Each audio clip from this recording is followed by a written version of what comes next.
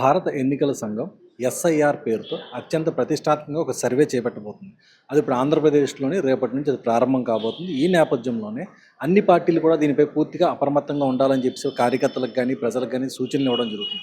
అసలు ఈ పరిస్థితి ఎందుకు అంత భయపడాలి ఎస్ఐఆర్ కోసం అన్న దానిపై ఇప్పుడు మనతో మాట్లాడేందుకు మాజీ ఎమ్మెల్సీ శర్మ గారు ఉన్నారు. సార్ చెప్పండి సార్, అసలు ఎస్ఐఆర్ అంటే ఏంటి, అసలు ఎందుకు దాని గురించి భయపడాల్సిన అవసరం? మీరు వాడుతున్న పదాల పట్ల నాకు తీవ్రమైన అభ్యంతరం ఉంది. ఎస్ఐఆర్ పట్ల ఎవడు భయపడడం లేదు, అసహించుకుంటున్నారు. భయానికి అసహ్యానికి చాలా తేడా ఉంటుంది. స్పెషల్ ఇంటెన్సివ్ రివిజన్ అనేటటువంటిది ఎన్నికల సంఘం వాళ్ళు కావాలనుకున్నప్పుడు చేపట్టే అధికారం వాళ్ళకు ఉంది.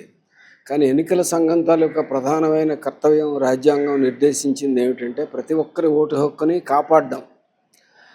ఈ స్పెషల్ ఇంటెన్సివ్ రివిజన్ పేరుతో ఈ మోడీ గారి హయాంలో ఆయన హ్యాండ్ పిక్డ్ ఎలక్షన్ కమిషనర్ ఆధ్వర్యంలో జరుగుతున్న తాబేదారులు చేస్తున్న పని ఏమిటంటే వాళ్ళ ఎంపిక చేసినటువంటి వాళ్ళని ఓటర్ల లిస్టులోంచి తొలగిస్తున్నారు. ఎందుకు తొలగించారో వాళ్ళు ఎవరికి సంజాయిషి ఇవ్వాల్సిన అవసరం లేని ఒక పరిస్థితిని సృష్టిస్తున్నారు. తాజాగా సుప్రీంకోర్టు కూడా దీనికి వంతపాడింది. నీకు ఓటు ఉందా లేదా అనేటువంటిది వెరిఫై చేసి, లేకపోతే ఓటు ఇవ్వడం అనేటువంటిది ఎన్నికల కమిషన్ బాధ్యత. పౌరుడివా కావా అనేటువంటిది ఎన్నికల కమిషన్ పరిధిలోకి రాదు, అది హోమ్ మినిస్ట్రీ పరిధిలోకి వస్తుంది. పౌరసత్వం మీద సందేహం ఉంటే వాళ్ళు వెరిఫై చేయాలి.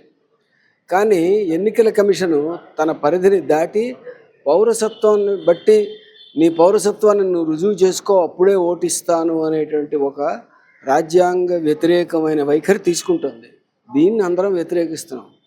మొట్టమొదట ఎన్నికల లిస్టు తయారు చేసినప్పుడు ఇంటి అడ్రస్ లేకపోతే దగ్గరలో ఉన్న ఎలక్ట్రిక్ పోల్ నంబర్ ఇచ్చి మరీ వాళ్ళకి ఓటు ఇచ్చారు. ముష్టి వాళ్ళకి, వలసలు పోయే వాళ్ళకి అందరికీ కూడా ఓట్లు ఇచ్చారు. వాళ్ళు ఏ దేశం, ఎక్కడి నుంచి వచ్చారు, ఎప్పుడు పుట్టారు, వాళ్ళ తల్లిదండ్రులు సర్టిఫికెట్లు ఇవేం అడగలేదు.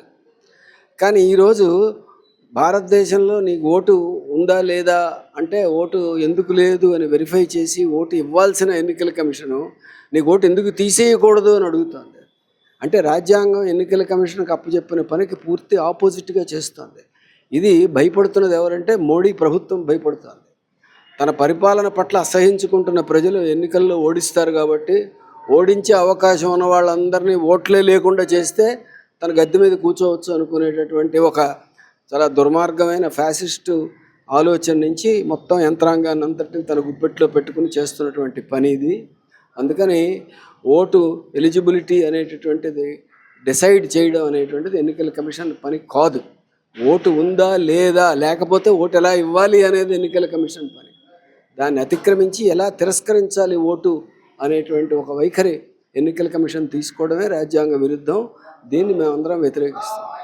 అసలు ఈ ఎస్ఐఆర్ అనేది ఏ విధంగా చేస్తారు? ఇంటికి వచ్చి వాళ్ళు ప్రజలను ఏమడుగుతారు సార్? ఏది ఈ ఎస్ఐఆర్ చేసేసారు, అడగాల్సిన రూల్ ఏం లేదు. వాళ్ళకి నచ్చని పేర్లు తీసేస్తారు. మీ ఇంటికి వచ్చామంటారు, వాళ్ళకి లిస్టులో పేర్లు చూసుకుని వాళ్ళకి నచ్చనివి, వాళ్ళకి అక్కర్లేనివి, కొంతమంది ఏ రాజకీయ నాయకులతో తరపున అయితే వీళ్ళు ఏజెంట్లుగా తాబేదారులుగా పనిచేస్తున్నారో వాళ్ళు చెప్పిన పేర్లు తీసేస్తారు. 90 లక్షల ఇటీవల ప్రభుత్వం చెప్పింది ఏంటంటే ఇంటింటికి వస్తారు సర్వేకి, కావాల్సిన వివరాలన్నీ ఇవ్వచ్చు అని ధైర్యంగా. ఇదంతా ఆ మోడీ ప్రభుత్వాన్ని పల్లకి మోస్తున్నటువంటి రాష్ట్ర ప్రభుత్వం చేస్తున్న సిగ్గుమాలిన పని. వ్యతిరేకించాల్సిన ఈ కూటమి ప్రభుత్వం దాన్ని పల్లకి వేసుకుని మొయ్యడం, ప్రతిపక్షం కూడా దాని మీద మౌనంగా ఉండడం, ఇది మన దౌర్భాగ్యం ఈ రాష్ట్రంలో. ఈ ఎస్ఐఆర్ జరగడం మంచిదంటారా కాదంటారా? చాలా దుర్మార్గం. దాన్ని పూర్తిగా మేము వ్యతిరేకిస్తున్నాం. ఎస్ఐఆర్ తేవాల్సిన పద్ధతి ఇది కాదు. ఎస్ఐఆర్ అంటే ఓట్లు లేని వాళ్ళకి ఓట్లు ఇచ్చే పని. ఎవరైనా చనిపోయారు అనుకోండి, లేకపోతే దేశాల్లో లేకుండానే బయటికి పోయారు అనుకోండి, వాళ్ళ పేర్లు తీసేయాలి. కానీ ఉన్నవాడిని నీ పౌరసత్వం రుజువు చేసుకో అని అడిగే హక్కు వాళ్ళకి లేదు. ఇప్పుడు అదే అడుగుతున్నారు వాళ్ళు. ఆ పేరు మీద కొన్ని లక్షల ఓట్లు ఒక్కొక్క రాష్ట్రంలోనే తొలగించారు, బీహార్తో మొదలుపెట్టి. బీహారు, బెంగాల్ ఎన్నికలు జరిగిన ప్రతి రాష్ట్రంలోనూ లక్షల ఓట్లు తొలగిస్తున్నారు. ఈ లక్షల ఓట్ల తేడాతోటి ఎన్నికల ఫలితాలు తారుమారు అవుతాయి. ఇప్పుడున్న ప్రధాన రాజకీయ పార్టీలు కూడా చాలా జాగ్రత్తగా ఉండండి అని చెప్పేసి అంటున్నారు. ఎందువల్ల అంటారు?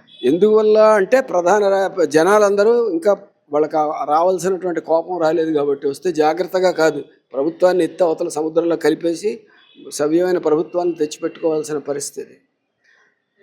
ప్రజల్లో ఆ రకమైన రాజకీయ చైతన్యం రావాల్సిన అవసరం ఉంది. తన ఓటు హక్కు పోతే ఓటు ఎలా రుజువు చేసుకో, నేను ఓటుని నా హక్కు అని ఆ పౌరుడు అనుకోవడం లేదు. ఓటు తీసేస్తే ఎలాగా, ఓటు తీసేస్తే రేషన్ కార్డు పోతుందేమో, ఓటు తీసేస్తే ఆధార్ కార్డు పోతుందేమో, ఇలాగా ఆందోళన పడేటువంటి ఒక దౌర్భాగ్య పరిస్థితిలో ఆ ప్రజల్ని నెట్టారు. దీనికి మీడియా ఒక ప్రధానమైన కారణం. ఇది ఈ మాజీ ఎమ్మెల్సీ అలాగే శర్మ గారి యొక్క వ్యాఖ్యలు. ఎందుకంటే ఇప్పుడు ప్రస్తుతం మేధావర్గం అంతా కూడా ఈ ఎస్ఐఆర్ని పూర్తిగా అసహించుకునే పరిస్థితి ఉందని చెప్పి ఆయన మాటల ద్వారా మనకు అర్థమవుతుంది.